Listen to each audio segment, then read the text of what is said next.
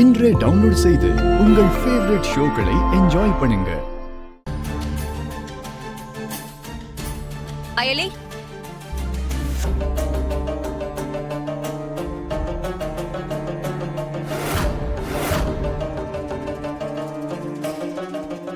இந்தா பூஜைக்கு இந்த புடவை கட்டிட்டு வா.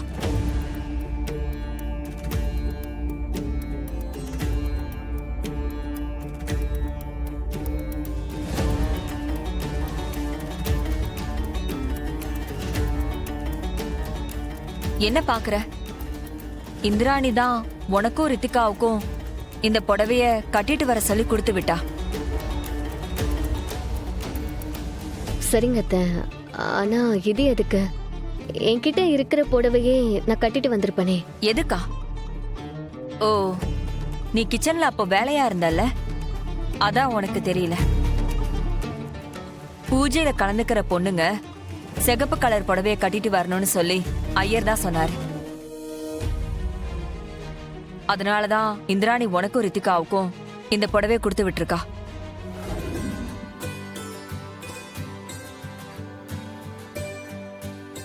என்ன இலி, இன்னும் ரெடி ஆகலையா?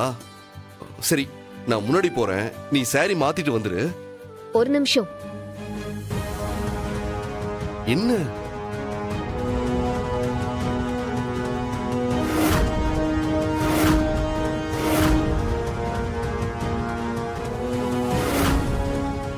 அதான பார்த்தேன். திடீர்னு நல்லவங்க மாதிரி பேசி இந்த புடவை கொடுத்துட்டு போகும்போதே நினைச்சேன் இப்படி ஏதாச்சும் ஒண்ணு பண்ணிருப்பாங்கன்னு. அதே மாதிரி பண்ணிட்டாங்க. சரி, அதை விடுங்க. இப்போ பூஜைக்கு நான் எப்படி வருவேன்? என்கிட்ட சிகப்பு புடவை வர கிடையாதே. எதுக்கு இந்த விஷயத்தை விட சொல்ற நீ? ஒரு நல்ல விஷயத்துக்காக பூஜை நடக்க போகுது, அதுல எதுக்கு தேவையில்லாம பிரச்சனை பண்ணிக்கிட்டு? எனக்கு தெரிஞ்சு இத கண்டிப்பா ரித்திகா தான் பண்ணி புடவையை அவங்க கிட்ட கொடுத்து விட்டு இருக்கணும். எனக்கும் அப்படிதான் தோணுது. ஆனா அவ ஏற்கனவே நிறைய தப்பு பண்ணி அன்னைக்கிட்ட வாங்கி கட்டிட்டு இருக்கா.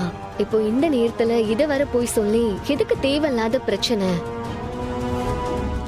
ஐயரே, சொல்லுங்கம்மா. டைம் வேற போயிட்டே இருக்கு.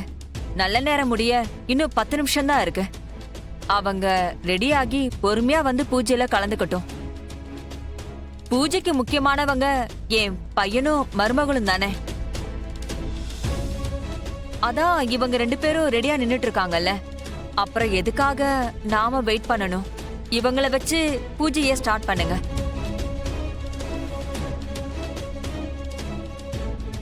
நீங்க சொல்றதும் சரிதான். அப்போ வாங்கோ, 2 பேரும் வந்து உட்காருங்கோ. வா.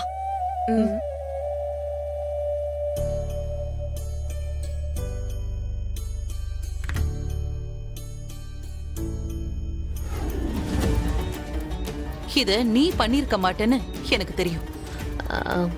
இல்ல அண்ணே, நான் தான் ஆணில பட்டு. போதும்.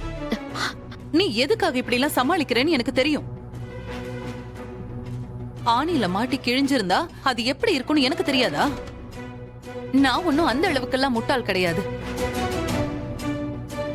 இந்த வேலைய யாரு பாத்திருப்பாங்கன்னு எனக்கு தெரியும். ஆனா இப்போதைக்கு பூஜை நல்லபடியா நடக்கணும். மத்ததெல்லாம் நான் பூஜை முடிஞ்சதுக்கு அப்புறமா பேசிக்கிறேன். வேண்டாம் அண்ணே, இத பத்தி எதுவும் பேசிக்க வேண்டாம், விட்டுருங்கல. நான் தான் பூஜை முடிஞ்சதுக்கு அப்புறம் பாத்துக்கலாம்னு சொல்றேன்ல.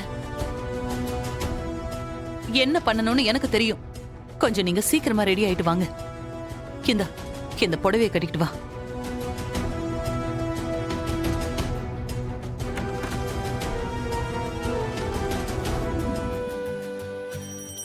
தீபாராதனை காட்டுங்கோ.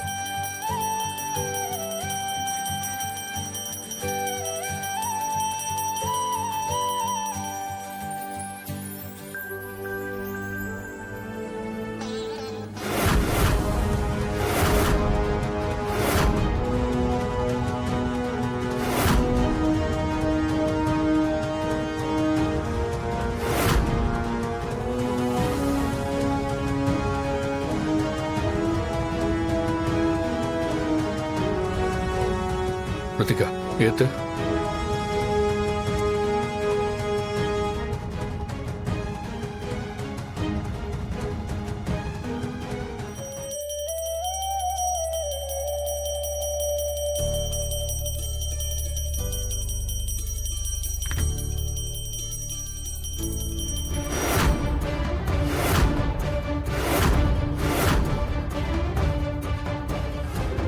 நான் கேட்கறேன்னு தப்பா எடுத்துக்காதீங்க. உதய பெருமாள் சாரோட மூத்த வாரிசு நீங்க தானே?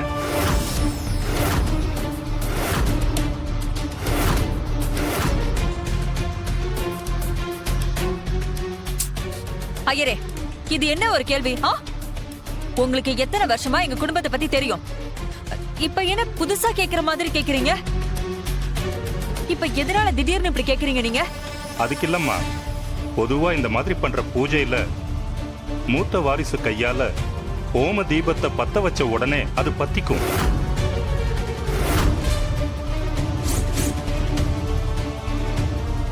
ஆனா இங்க 3 தடவை முயற்சி பண்ணியும் ஹோமம் பத்தவே இல்லையே, அதனாலதான் கேட்டேன்.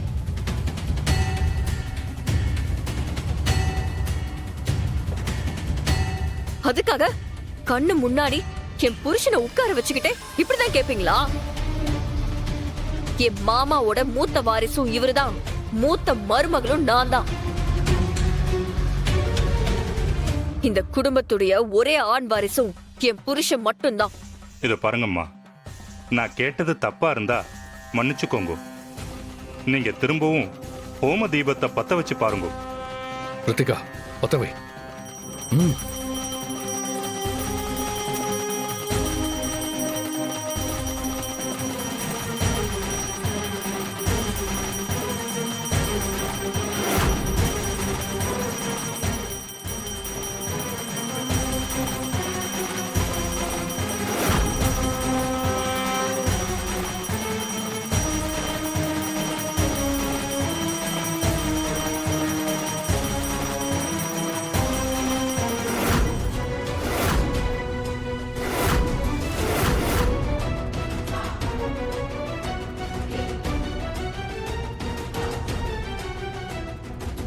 எனக்கு என்ன ஆனாலும் பரவாயில்ல, இதை நான் பத்த வைக்காம விட மாட்டேன். ரித்திகா, என்ன பிரச்சனை? எண்ணெயும் நிறைய ஊத்தியாச்சு, கற்பூரமும் நல்லா தான் எரியுது. ஆனா ஹோம கொண்ட மட்டும் ஏன் பத்த மாட்டேங்குது? ஏய், பூஜைக்கான பொருள்லாம் யார் வாங்கினது? நானும் கார்த்திகாவும் தான் போய் வாங்கிட்டு வந்தோம். ஹோமத்துக்கான விறகெல்லாம் பார்த்து வாங்குனீங்களா? ஏன்னா ஈரமா இருந்தா விறகு இப்படிதான் எரியாது. நாங்க 2 பேரும் நல்லா பார்த்து தாங்க வாங்கணும். எல்லாமே நல்ல காஞ்ச விறகுதான். அப்புறம் ஏன் பத்த மாட்டேங்குது?